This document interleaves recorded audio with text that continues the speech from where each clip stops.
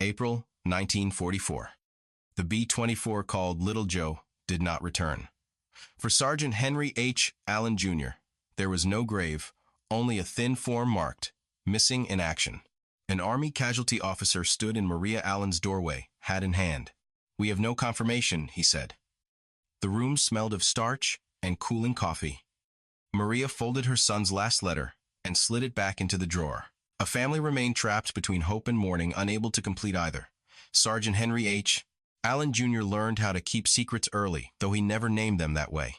In 1942, he walked past the Covington post office with his hands in his jacket pockets, feeling the folded enlistment papers press against his ribs. The street smelled of dust and warm pine. His mother, Maria Allen, believed he was running an errand.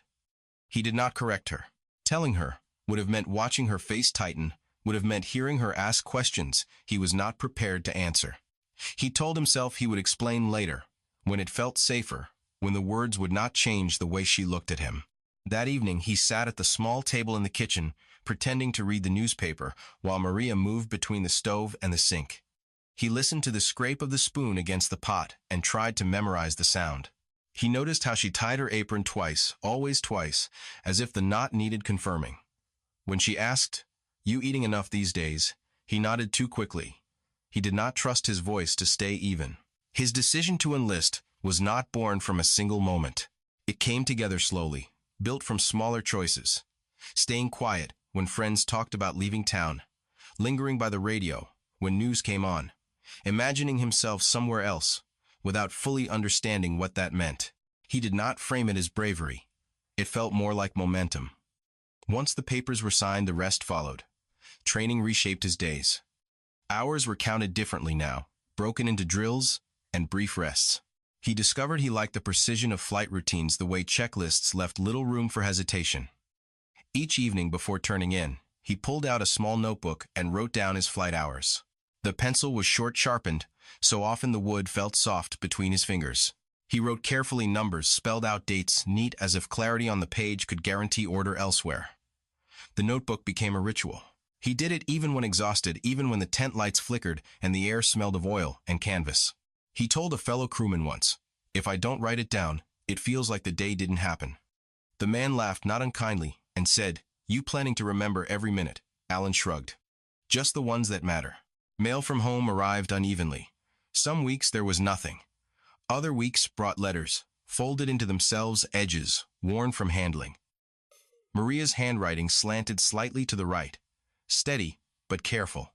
She wrote about the garden, about neighbors, about nothing that might worry him. He read each line slowly, imagining her at the kitchen table, pausing to think, choosing words meant to comfort. He answered with equal restraint, describing weather training, small routines. He did not mention fear.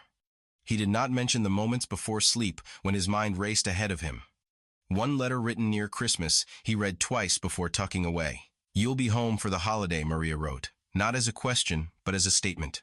He stared at the sentence, then folded the page smaller than the rest and placed it in his jacket pocket. That night he told his crewmate, "I promised my mother I'd be back for Christmas." The man whistled softly. "That's a good reason to come back," he said. Allen nodded, holding on to that thought more tightly than he admitted. Before shipping out, he returned home briefly. Covington looked unchanged, which unsettled him. The porch boards still creaked in the same places. The front yard smelled of cut grass. Maria hugged him longer than usual, her cheek pressed against his shoulder. She said, "You've grown," and he replied, "You always say that," trying to keep it light. Inside, she had set out his childhood photograph, the one taken before the house, sunlight washing the steps. She pressed it into his hand. "Take this," she said, "so you remember where you belong." He slid it into his wallet without looking away from her face. On the base days, blurred into each other. The aircraft assigned to his crew was given a name, Little Joe, painted beneath the cockpit. Allen ran his hand over the letters, the first time he saw it, feeling the raised edges under his glove. He liked the familiarity of naming things. It made them feel closer, less abstract. During briefings, he listened carefully, repeating details under his breath. He noticed the way his pilot tapped the table, when thinking, the way another crewman always adjusted his collar before speaking. The night before the mission in April, Allen wrote in his notebook longer than usual. He recorded his hours, then added a line about the weather. He paused, pencil hovering, then wrote a note he did not usually include. Send letter when possible. He closed the book and placed it beneath his pillow, a habit he had developed without realizing. Nearby, his jacket hung from a hook, the photograph of Maria resting in the inner pocket. Sleep came in fragments. He dreamed of home, of standing at the edge of the yard while Maria called his name. Each time he turned toward her, something pulled him back. He woke before dawn, heart racing, then forced himself to breathe slowly. Just nerves, he told himself, echoing words he had heard others use. He dressed carefully, smoothing creases, checking buttons. In the dim light, the metal of his gear felt cold. On the flight line, engines warmed, sending vibrations through the ground. Alan climbed aboard, securing straps, checking instruments in sequence. He spoke when needed, voice steady. At one point, a crewmate leaned close and said, "First run of the day always feels longer." Alan smiled faintly. "Let's make it a short one then." It was not a joke exactly, but it served the same purpose. As Little Joe lifted, the base fell away beneath him. Alan focused on tasks, on signals, on the rhythm he knew. Yet part of him stayed anchored elsewhere, replaying his mother's last words, the way she had said his name, as if it were something fragile. He pressed his palm briefly against his jacket pocket, feeling the photograph through the fabric. Midway through the mission, he noted a change in sound, subtle but present. He did not panic. He reported it, watched gauges, waited for instruction. Training guided his hands. He remembered the promise he had made, not aloud, but in his own mind, to come back to walk up the steps at Covington again. He thought of Christmas lights, of the smell of baking bread. What followed unfolded quickly. The world narrowed to movement and noise, to brief commands exchanged between crew. Alan clung to routine, trusting it to carry him through. He did not have time to write, to record the moment. He held on to the image of home, instead, fixing it in his thoughts with deliberate care. When Little Joe failed to return, there were forms-filled reports filed. For Alan, the day ended without a final entry in his notebook. For Maria, it marked the beginning of waiting. But in that moment, for the young man strapped into his place, there was only the present task, the next instruction, the promise still intact, untested, and deeply personal. After April 1944, Sergeant Henry H. Allen Jr. stopped moving through time in the ordinary way. His days no longer advanced toward a future he could imagine. Instead, his name settled into paperwork, fixed in place while calendars continued to turn without him. For Maria Allen, that halt reshaped everything. Life did not break apart. It stretched thin and tense, held together by routine and restraint. She woke before dawn each morning, sitting upright in bed, as if someone had called her name. The room was dim, the air cool against her skin. She listened carefully, training herself to recognize the normal sounds of the street, a passing engine, a door closing, the faint bark of a dog. Each sound confirmed continuity. Each silence between them demanded patience. When the mail carrier came, she waited until his footsteps faded before opening the door. The letters he left were light, never heavy enough to suggest personal news. The official notification arrived inside a plain envelope. Maria carried it to the kitchen table without opening it, setting it down beside her coffee cup. Steam rose and dissipated. She watched it until it was gone, then unfolded the paper. The language was formal and spare, missing in action. No mention of where her son had last been seen. No description of circumstances. No guidance on what came next. She read the words once, then again, as if repetition might clarify intent. They remained fixed. She folded the notice carefully and placed it beside Henry's last letter home. The alignment mattered. If the papers lay evenly, perhaps the situation itself could be kept orderly. She pressed both flat, with her palm feeling the grain of the table beneath. A casualty officer visited soon after. He removed his hat when he crossed the threshold, holding it against his chest. His shoes were polished, his voice measured.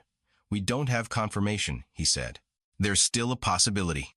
Maria studied his face, noting the careful distance in his eyes. "So I should wait," she replied. He hesitated, then nodded. "Yes, ma'am." The word wait settled heavily in the room.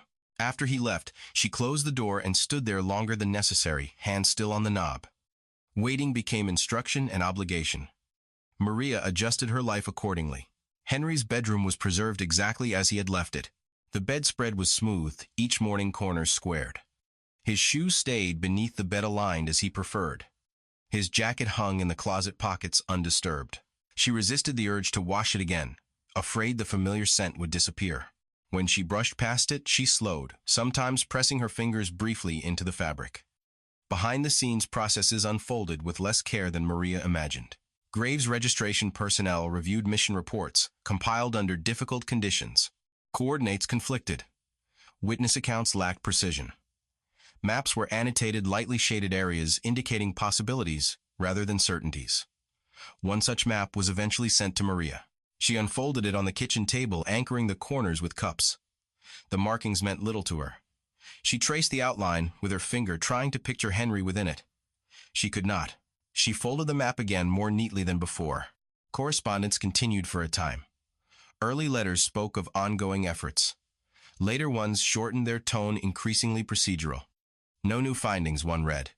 Case remains open, said another. Maria stored each document in a box beneath Henry's bed, stacking them in order. She labeled the box simply, then added another label when the first wore thin.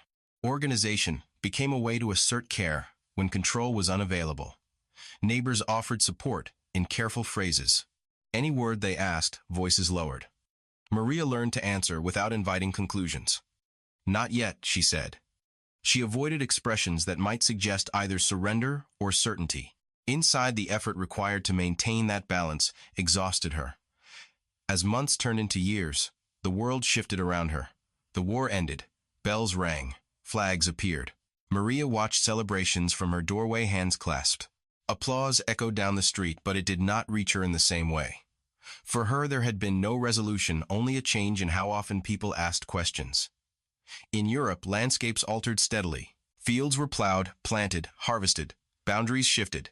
Soil was turned again and again, covering whatever lay beneath. For Henry, this meant any trace of his last moments receded further with each season. No one told Maria that recovery was becoming less likely. The possibility simply faded from official language. Periodic reviews occurred. Files were reopened, then returned to storage. A clerk once paused over Henry's record, adjusting his glasses. "There's not enough here," he said to no one in particular. The folder closed.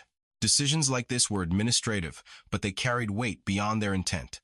Maria aged quietly. Her hair grayed, then thinned. Her hands stiffened. Still, she maintained her routines. Henry's room remained ready.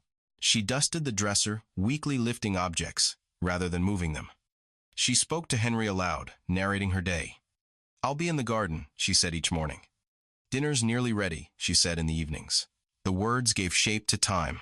At night, she sometimes sat on his bed, smoothing the blanket, listening to the house settle.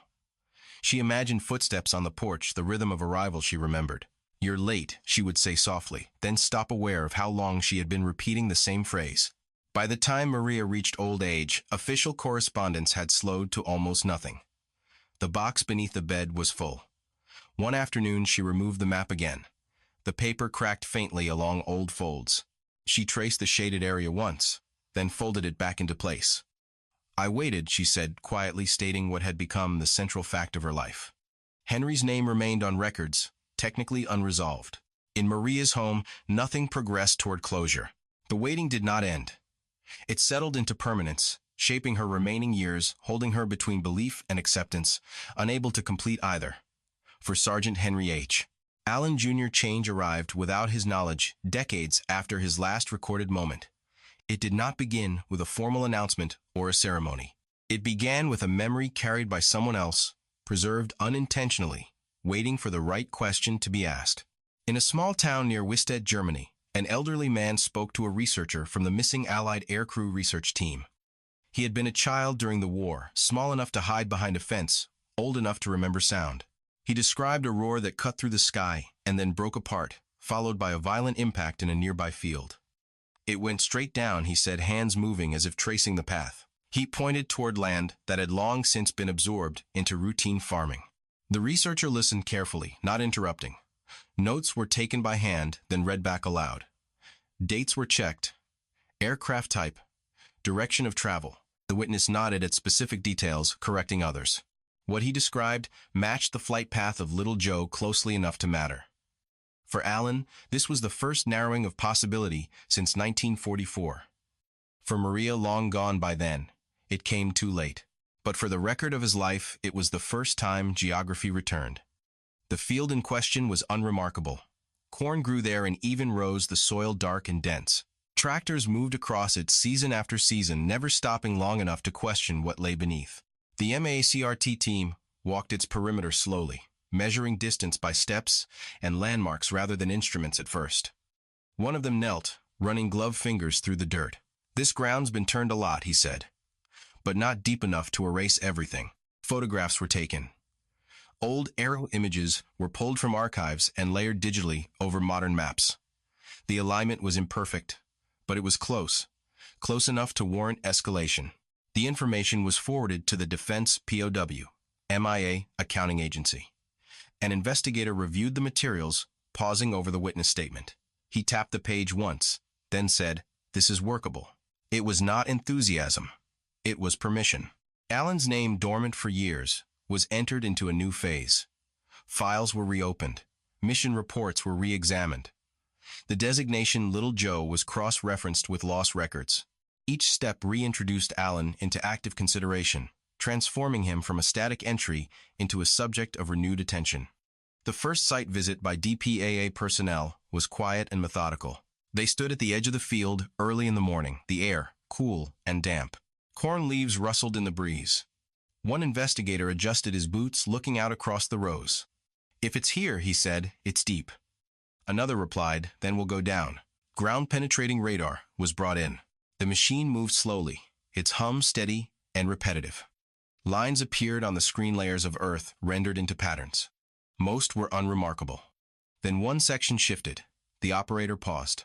"There," he said, pointing. "That's not natural." The anomaly did not announce itself dramatically. It simply existed, waiting to be interpreted.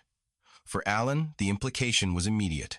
If the aircraft had struck at speed, if it had buried itself as reported, then he had not been lost to dispersal or confusion. He had remained where he fell, held by the ground that absorbed the impact. Permission for excavation took time. Forms were filed. Authorities were notified. Schedules were arranged around planting cycles. The field's owner stood with investigators, arms crossed, listening. "I never knew," he said finally. "You can do what you need to do." When excavation began, it started shallow, then progressed carefully. Soil was removed in layers, each documented. The work was slow, deliberate. The smell of earth filled the air, rich and heavy. Metal fragments appeared first, small and warped. One investigator held a piece up to the light.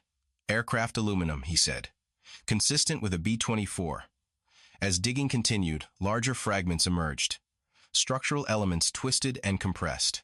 The shape of impact became clearer. The plane had not scattered widely. It had driven itself downward. Then came material that required different handling. Bone fragments, weathered but present. The team stopped machinery immediately. Tools were switched. The pace changed. One anthropologist knelt, brushing soil away gently. "This is human," she said quietly. For Allen, this marked a shift from probability to presence. The remains were incomplete, fragmented by force and time, but they existed. They had endured decades beneath cultivated land, untouched by acknowledgement. Each fragment was catalogued, bagged, labeled. Photographs were taken. Coordinates recorded. The process was exacting. No assumptions were made. "We don't jump ahead," one team member said. "We let the evidence speak." Back in the laboratory, analysis began. Bone fragments were cleaned, examined. Dental material was identified, records were requested. The file bearing Allen's name grew thicker now, containing physical data rather than speculation. To confirm identity, DNA comparison was required. DPAA contacted Ray Buccion, a cousin of Allen's living in Georgia. The call came without warning. "We believe we may have found your relative," the representative said. Ray paused, gripping the phone. "My cousin Henry?" he asked.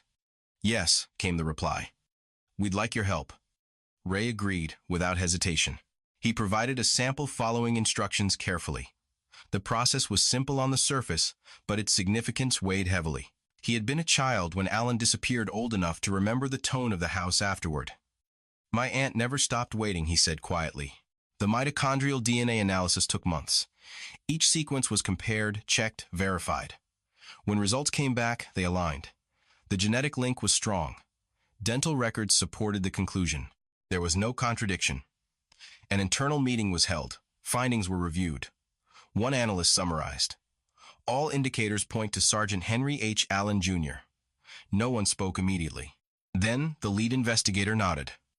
Proceed. For Allen, this was the first moment of certainty since his departure. His identity, long suspended, was reattached to physical remains. He was no longer a theoretical casualty. He was a specific individual, recovered from a specific place. The field in Wistet returned to its routines after excavation ended. Soil was replaced. Corn was replanted. Nothing on the surface marked what had occurred. But beneath that ordinariness, a change had been made. For the first time in generations, Allen's story moved forward. Not toward explanation of final moments, not toward reconstruction of fear or decision, but toward recognition. The discovery did not answer every question, but it altered the balance between waiting and knowing. For a man lost to paperwork and time being found was not dramatic. It was precise, careful, and irrevocable. For Sergeant Henry H. Allen, Jr. being recovered from the field near Wistet did not mean he was immediately recognized. The ground had given him back, but his identity still had to be earned again, piece by piece, without assumption. What arrived at the laboratory were not remains that spoke clearly on their own, but fragments shaped by impact, heat, and decades underground. Each carried information, but only if handled with restraint. The laboratory was quiet in a way that discouraged haste. Temperature and humidity were regulated. Stainless steel tables reflected overhead light. Allen's remains were laid out on trays lined with neutral material, each fragment separated, tagged, and logged. An anthropologist stood over them, reading the inventory twice before beginning. No shortcuts, she said, not as instruction, but as a reminder of obligation. Cleaning was slow. Brushes removed compacted soil grain by grain. Water was applied sparingly, never soaking. As surfaces emerged, details became visible. Fracture patterns, discoloration edges smoothed by time. A technician rotated one fragment carefully. High-energy trauma, he said, voice level. The note was recorded without speculation. No one spoke of sequence yet. Interpretation would come later, if at all. Metal fragments recovered alongside the bone were examined separately. Aluminum twisted inward, consistent with vertical impact. Rivet patterns matched known B-24 construction. One piece bore faint traces of paint too degraded for markings. Still, it belonged. Allen's aircraft was being reassembled conceptually, not to dramatize its fall, but to confirm context. Dental material required different attention. Teeth were few, but enough. They were cleaned, stabilized, and photographed. A dental analyst retrieved archived charts, yellowed but legible. She compared shapes, spacing, restoration work. Her finger followed a diagram, then paused. This configuration is specific, she said. Not unique on its own, but consistent. She did not allow herself further conclusion. DNA analysis followed, chosen carefully. Nuclear DNA was unlikely to survive in usable condition. After so long, mitochondrial DNA offered a better chance. Samples were selected, prepared, processed. The extraction took weeks, each step documented. When sequences appeared on the screen, they were reviewed independently. No one announced results prematurely. Parallel to this work, administrative preparation continued. Files were updated. Allen's record-long static now expanded with laboratory reports, chain of custody forms, photographic evidence. His name appeared again and again, now attached to physical data rather than uncertainty. Ray Bouchillon's role entered quietly. When DPAA contacted him, they spoke plainly. "We believe we may have located remains associated with your cousin," the representative said. Ray sat at his kitchen table listening. He remembered being a child when Henry disappeared, remembered the way adults spoke differently afterward. "What do you need from me?" he asked. The answer was simple but heavy. Ray followed the instructions carefully. He labeled the sample, sealed it, checked the address twice. When he mailed it, he stood at the counter longer than necessary, watching the clerk take it away. Later, he said, "I didn't feel like I was doing something heroic. I felt like I was finishing something someone else started." When Ray's sample arrived, it entered the same process as every other. It was logged, anonymized, coded. Comparison began without names attached, just sequences. A geneticist studied the alignment, then checked again. "This is a strong maternal match," she said. She did not smile. She requested independent verification. Dental comparison returned with supporting findings. Anthropological analysis showed consistency in age range and physical markers. None of the evidence contradicted the mission records or the crash profile. Still, No single piece was allowed to stand alone. The standard required convergence. An internal case review was scheduled. Specialists gathered around a table, folders open. Each discipline presented findings without embellishment. When questions were asked, they were specific and procedural. One analyst asked, "Is there any conflicting data?" The answer was no. Silence followed, not dramatic but weighted. The lead official closed his folder. "This meets identification criteria," he said. The statement was formal, but it marked a boundary crossed. For Allen it meant his name could now be spoken with certainty attached to remains that no longer needed qualification. Documentation followed immediately. A determination memo was drafted, reviewed, revised. Language was precise. Dates were spelled out. Authorities cited. When finalized, the memo was signed and placed into Allen's record. His status changed in official systems from unresolved to accounted for. The notification call was handled with care.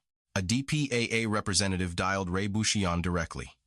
"We have confirmed the identification," he said. Ray did not respond immediately. He pressed his hand flat against the table. "So it's really him," he said finally. "Yes," came the reply. Ray exhaled. "Thank you," he said. "My aunt waited her whole life." For Allen, confirmation did not alter his final moments. It altered how his life would now be held. He was no longer a possibility or a question.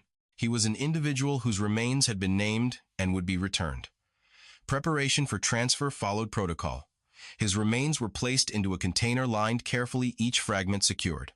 A flag was draped, folded with precision. A technician smoothed the fabric once, then stepped back. No words were exchanged.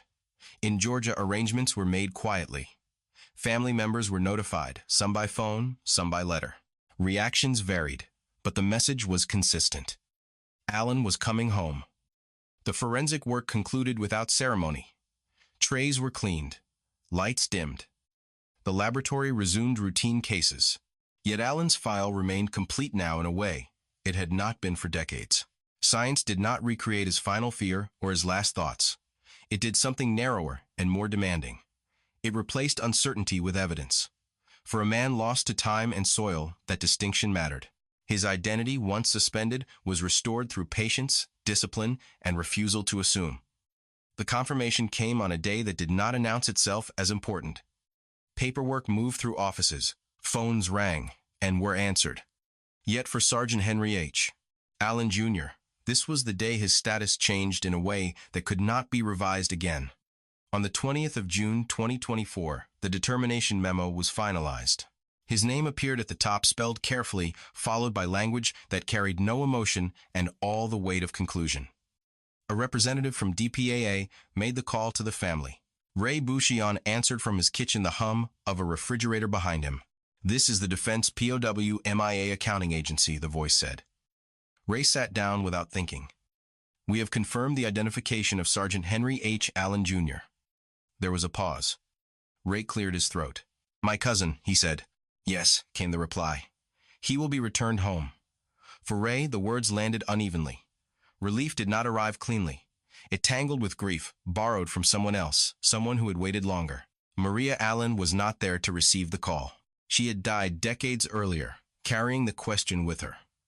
Ray thought of her immediately, of how she had kept Henry's room ready, of how she had spoken about him as if time had stalled. "She should have heard this," he said quietly. The representative did not interrupt. Preparations moved forward with formality. Henry's remains were transferred into a flag-draped casket. The fabric was smooth, the folds exact. The casket felt heavier than Ray expected when he placed his hand on it for the first time. Not because of weight alone, but because of what it represented. This was not a symbol. This was Henry returned. The flight to Georgia was arranged. Escorts were assigned. At each stage, protocol, guided movement. For Henry, the journey home followed rules that had not existed when he left. At the airport, Ray watched personnel handle the casket with deliberate care. One of them said softly, "We've got him." Ray nodded, unable to speak. Covington prepared quietly. Notices were shared among family members, then the community. The date was set for burial. On the morning of the service, the air was cool. The grass at the cemetery was trimmed evenly. Chairs were arranged in rows. A breeze moved through nearby trees, carrying the scent of earth, and cut grass. Henry's casket was positioned near the grave. The flag lay taut across it, colors bright against the wood. Ray stood with other relatives' hands clasped. He looked at the casket and tried to reconcile it with the image he carried of his cousin as a young man, leaving home with promises intact. "You made it back," he said under his breath. A representative from DPAA spoke briefly. The words were measured.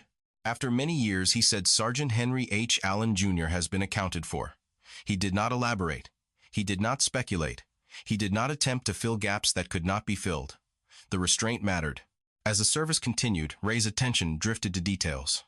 The way the flag rippled slightly in the breeze, the sound of shoes on gravel, the steady cadence of a voice reading Henry's name.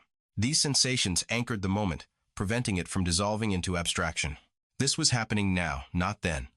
When it came time to fold the flag, the motion was precise. Each crease was deliberate. The final shape was triangular, edges sharp. An escort stepped forward and presented it to Ray. "On behalf of a grateful nation," he said. Ray accepted it with both hands. The fabric felt cool and firm. He held it against his chest, feeling the pressure steady him. Henry was lowered into the ground.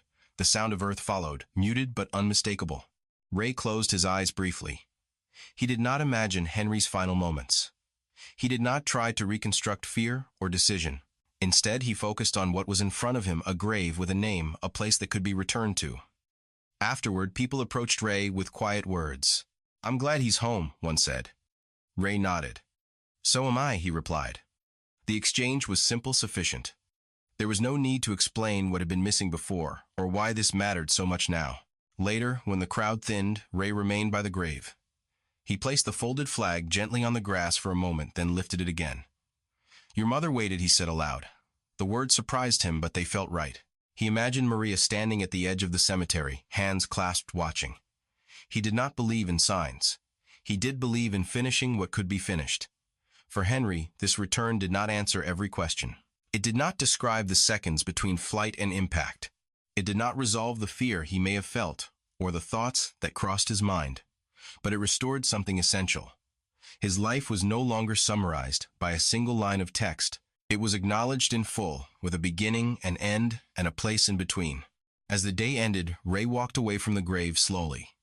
He looked back once, noting the marker, the letters carved cleanly. Sergeant Henry H. Allen, Jr. Date spelled out, no qualifiers, no uncertainty attached. The return had come too late for the one who waited longest. Yet it arrived in time to stop the waiting from continuing. For Henry, that mattered. He was no longer carried forward as a question passed between generations. He was here, named, accounted for, and finally at rest. Sergeant Henry H. Allen, Jr. was no longer missing. His name no longer hovered in the conditional language of files and forms. The earth in Covington had received him with finality, and the marker above him spoke plainly. Anyone who stood there could read it and know where he was. That clarity mattered. It changed how his absence would be carried forward. But it did not quiet the deeper unease that had surrounded his story for nearly 8 decades. Instead, it exposed what clarity always exposes: the places where it does not yet exist. The day after the burial, the cemetery looked ordinary again. Dew clung to the grass. Birds moved through the trees without regard for what had occurred the day before. Allen Jr.'s grave sat among others, a line finished. A beginning and an end now existed in physical form. For Ray Bouchillon, that sight brought a strange mixture of relief and restlessness. Something had been completed. Something else had been sharpened. The surname on the stone did not belong to him alone. Henry Louis Allen. The name surfaced again, not through ceremony, but through records and memory. Ray encountered it first, in a quiet moment scanning through documents he had received after the burial. One page referenced other unresolved Allen cases. He paused, reading the line twice. The return of one man had illuminated the continued absence of another. Henry Louis Allen had vanished decades after Allen Jr., under circumstances that resisted narrative simplicity. Different war, different aircraft, different terrain, yet the administrative language describing his fate felt eerily familiar. Last known position, no further contact, recovery unsuccessful. The phrases echoed those once used for Allen Jr. before Wistat, before the field gave way. Unlike Germany, Laos offered no plowed farmland that slowly surrendered its secrets. Henry Louis Allen's last flight had carried him over hills dense with vegetation terrain shaped more by concealment than exposure. Reports described a light aircraft that did not return. Coordinates were approximate described in relation to features that themselves shifted with time. What lay beneath that canopy did not announce itself easily. Within DPAA systems, the contrast between the two cases was stark. Allen Jr.'s file now carried a final designation. It no longer required review. Henry Louis Allen's remained active. An investigator scrolling through open cases paused at the repetition of the surname. Same family, she noted quietly. Different outcome. Not yet, at least. For the professionals assigned to these cases, the distinction was technical.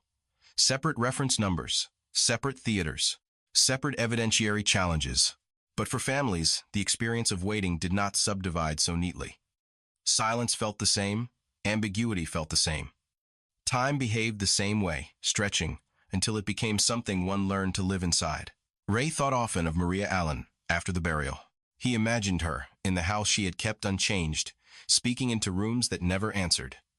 He wondered how she would have responded to the knowledge that one Allen had returned while another remained unaccounted for. He suspected she would not have found the situation contradictory. Waiting to her had never been selective. A week after the service, Ray contacted DPAA again. This time his question was not about procedures or next steps for Allen Jr. "I want to understand something," he said. "Henry Louis Allen. Is anyone still actively working that case?" The representative answered without hesitation. "Yes. It's ongoing." Ray pressed further. "Even now?" There was a pause, not uncertain, but careful. "Especially now," the representative replied. "Cases don't expire." The phrase settled heavily. Cases don't expire. It was not reassurance.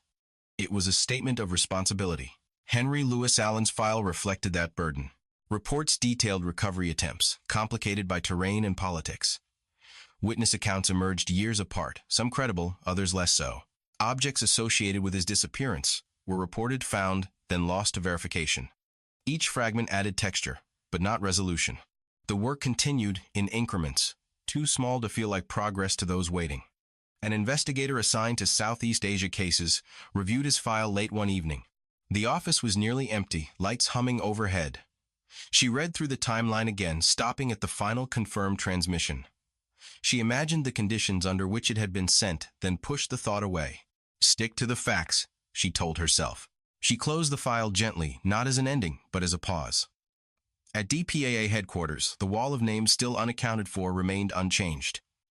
Henry Louis Allen's name was there, etched among many others. An analyst passed it every morning on her way to her desk. One day, she stopped. She rested her fingers lightly against the surface, a gesture she had repeated often enough that it felt routine. "Still working," she said softly, acknowledging obligation rather than outcome. For Ray, the return of Allen Jr. altered the texture of uncertainty. It no longer felt infinite. It had edges, now defined by evidence, patience, and the refusal to abandon dormant cases. When he visited the cemetery again, he stood beside the grave, longer than necessary, grounding himself in the certainty beneath his feet. He brushed away a few leaves that had gathered at the base of the stone. The action was instinctive, practical. "You didn't come back alone," he said quietly. The words surprised him, but he did not retract them. Allen Jr.'s return had not closed other stories. It had reopened belief in the possibility of movement. Henry Louis Allen remained elsewhere.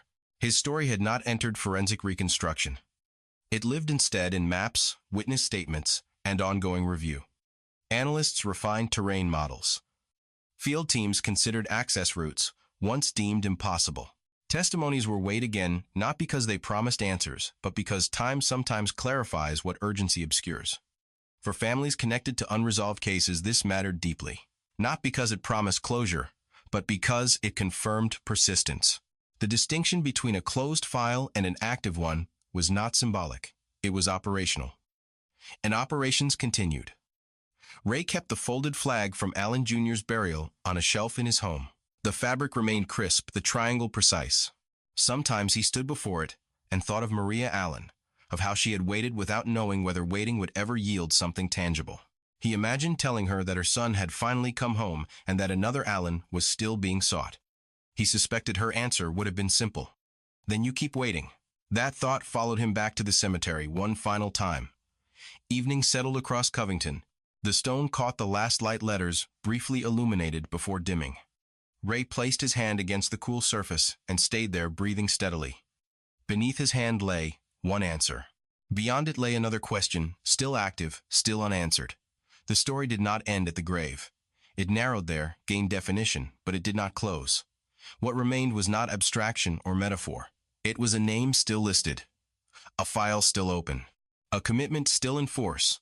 One Allen had returned, another had not. The difference did not lessen resolve. It intensified it. As darkness settled fully, Ray stepped away from the stone and turned toward the path leading out. He carried with him both what had been found and what still waited to be found, knowing now that waiting, though heavy, was not the same as being forgotten. The grave at Covington did not end the story. It gave it weight. The name carved into stone, Henry H. Allen Jr. fixed one life to one place at last. People could stand there, touch the cool surface, and know that this part was finished. The waiting that had stretched across generations no longer needed explanation. Yet not far from that certainty, another Allen remained only on paper. Somewhere else, a file stayed open. A name was still spoken in briefings, still typed into reports, still carried by people who had never met him, but refused to let his record settle into final stillness. For those families, time continued its uneven work, measured not in years, but in updates, pauses, and careful words. In Covington, flowers faded and were replaced. Grass grew back evenly over disturbed earth. The cemetery returned to quiet routine. What changed was not the landscape, but the burden of the unknown. One absence had been given shape. One life had been returned to memory with certainty instead of speculation. The echo of that return did not promise answers for everyone. It promised effort. Some names would still wait. Some questions would remain open longer than anyone wished. But one thing had shifted, proof that time alone did not decide who was found and who was forgotten. Henry Allen had come home. Others had not yet. And somewhere between those two truths, the work continued steady and complete, and human refusing to let waiting turn into disappearance.